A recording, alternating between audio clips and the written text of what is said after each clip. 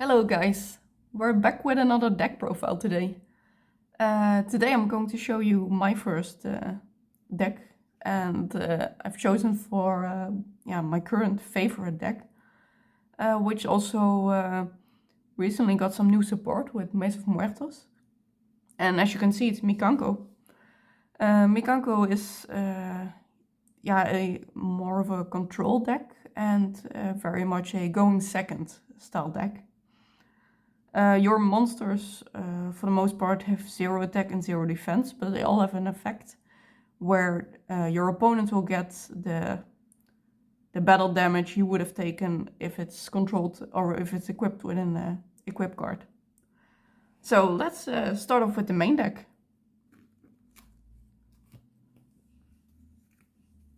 So first, playing 3 of Ohime.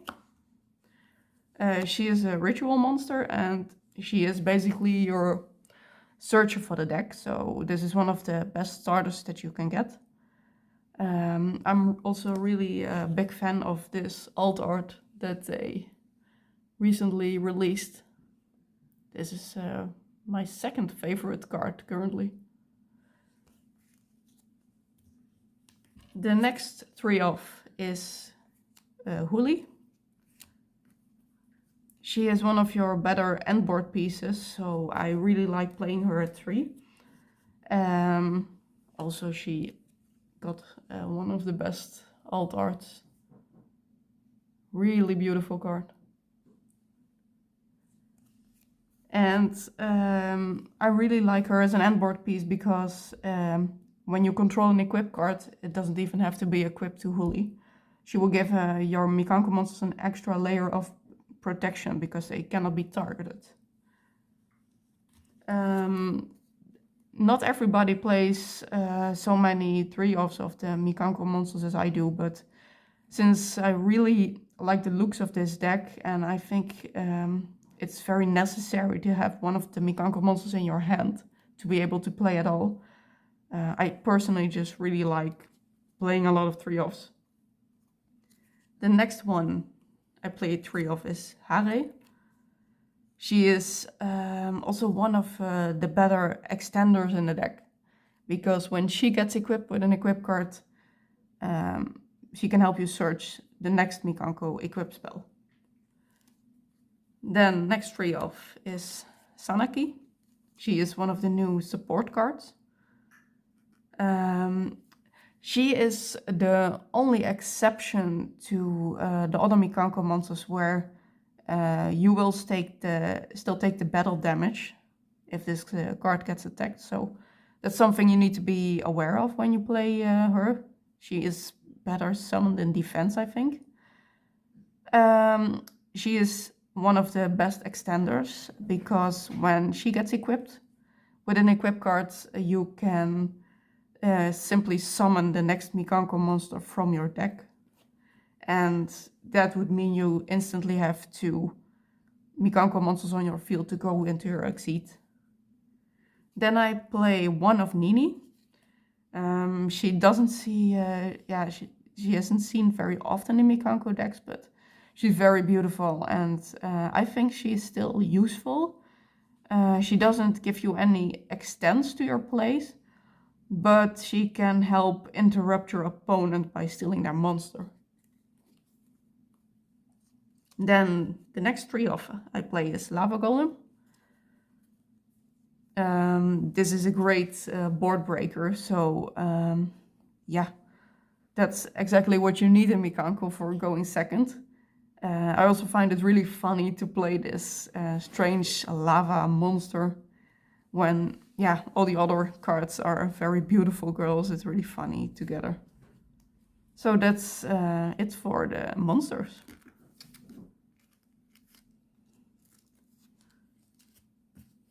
Then onto the spells. First is 3 copies of Shinbu Noble Twins. This is one of the best starters in the deck because it does 2 things. First, it sends 1 Mikanko card from your deck to the graveyard, and then you can set 1 Mikanko spell or trap from your deck. And yeah, what you will send to your graveyard or will set kind of depends on what you have in your hand. But when I show you one of the next equip spells, or one of the equip spells, I will explain which one you will often send. Then I play one of the Great Mikanko ceremony. When you use Lava Golem, you lose your normal summon. And so, therefore, it can still be handy to draw this card because it gives you an extra special summon of a Mikanko monster from your hand. Then I play 3 copies of Mikanko Water Arabesque. This is the best equip spell probably in the deck. It can also be equipped to an opponent's monster. That can be useful to get rid of it. It can help break your opponent's board. And then you can take away their monster and special summon one Mikanko monster from your hand or deck.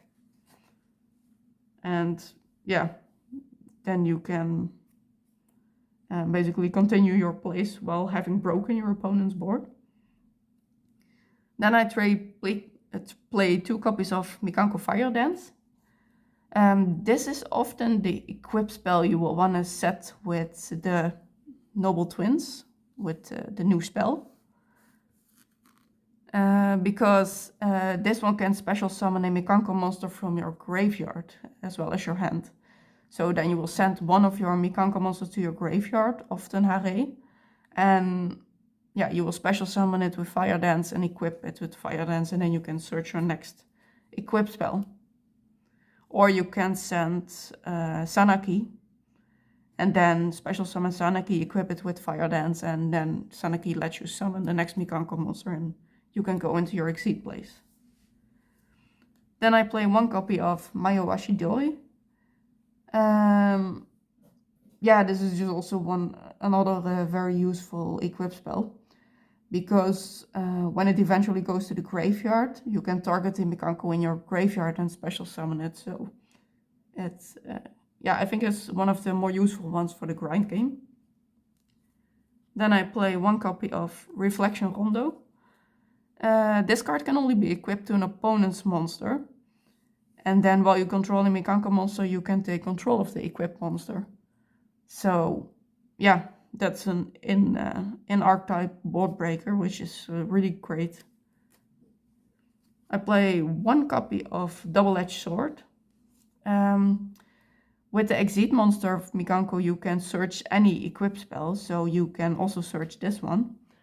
And this is a great OTK piece in the Mikanko deck. Because, basically what it does is it gives both players any battle damage. But since the effect of your Mikanko monsters is that your opponent takes any battle damage you take, it will mean that your opponent basically gets double the damage. And which monster you will equip this to depends on whether your opponent controls a monster or you are the only one that controls a monster. If your opponent controls a monster, you will always want to equip it to your opponent's monster, so that your opponent's monster gets more attack, which, for example, if you have, what's also great is if you have given them Lava Golem. Lava Golem will get 5,000 attack, and then you just attack once and your opponent takes 10,000 damage. Then I play 1 copy of Creep Tablet. And that's an equip spell that is very useful again for board breaking, because it can negate the effects of an opponent's monster. And it can also make it so that the equipped monster cannot be attacked or tributed. Then I play 2 copies of Preparations of Rites. This can simply help you search Ohime. Then I play 3 copies of Ultimate Slayer. This is just a great board breaker because Mikanko, you don't really need much of your extra deck to summon. So you have a lot of space for targets for Ultimate Slayer. Then I play 3 copies of Lightning Storm. Yeah, again, just a very good board breaker. 2 copies of Super Poly. And that's, yeah, it's for the spells, basically.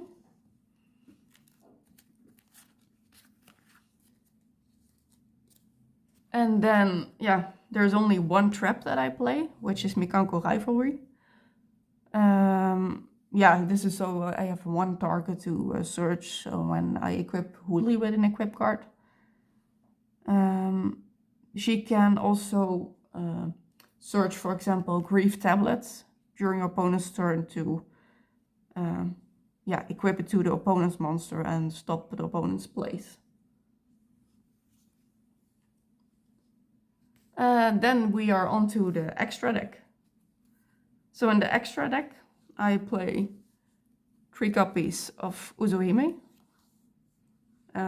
Yeah, this is the monster that you will basically always go for in Mikanko.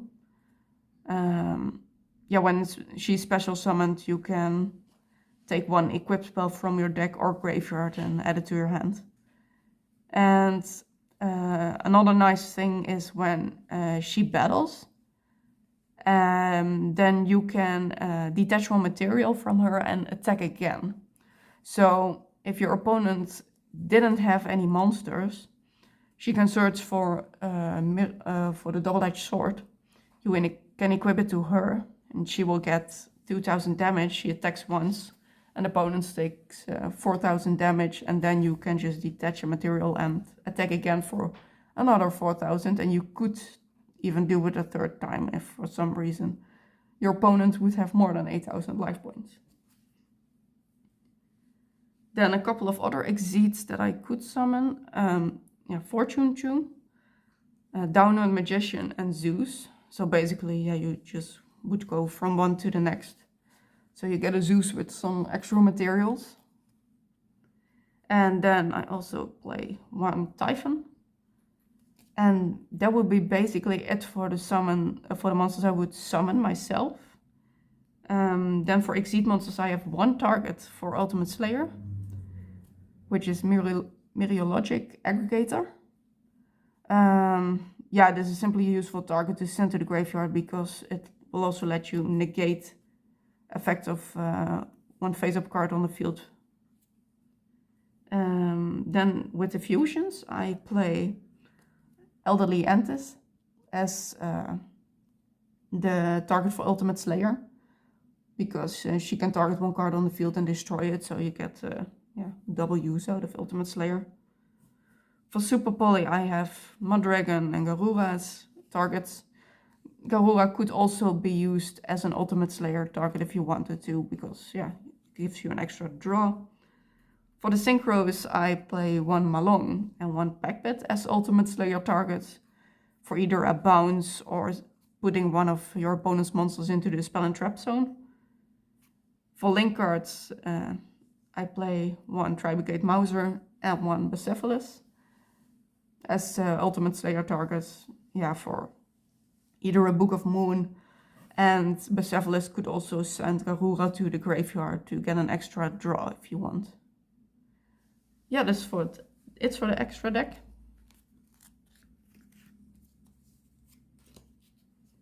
Then I also have a side deck for this deck. Yeah, it's very basic. I have a couple of cards for going when I was forced to go first. So for example, I have 3 Nibiru's. I have 1 copy of Mikanko Purification Dance, 1 copy of Angelica's Ring as equip cards to possibly play when you go first. Then I have a couple other cards for going second. 1 Harpy, 1 Raigeki, 1 Talent, and 3 Trust. Then for a couple of trap options for going first, I play the other 2 Mikanko trap cards, Spirit Walk and Promise. Yeah, just depending on the matchup one of them might be more useful. Then I also have anti-spell fragrance. This works to protect your own spells, actually, because you don't want your equipped spells to get destroyed. So, yeah, this can, for example, help prevent them from being destroyed by a harpy or a lightning storm. And then finally, a copy of There Can Be Only One, because your Mikanko monsters are basically all different types, so this can be very useful. And that's it for the side deck.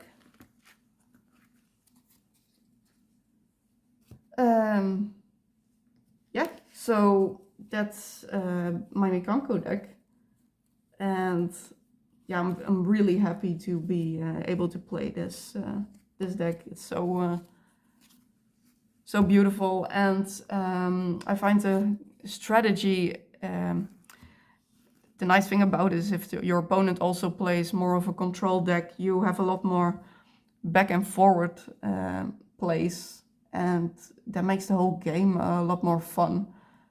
So yeah, the way I would rate this deck for me, it's for fun, I would say it's a 9.5 out of 10. Looks, it's perfect, it's 10 out of 10.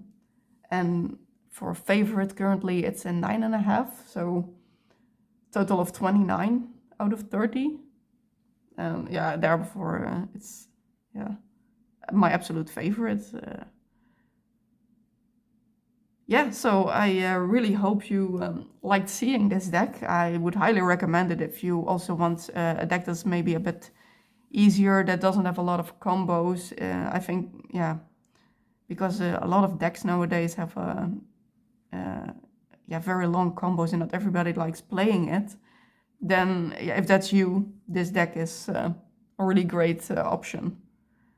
And yeah, that's basically all I have to say about it. Thank you very much for watching, and we will hope you will join us for the next deck profile. Bye guys!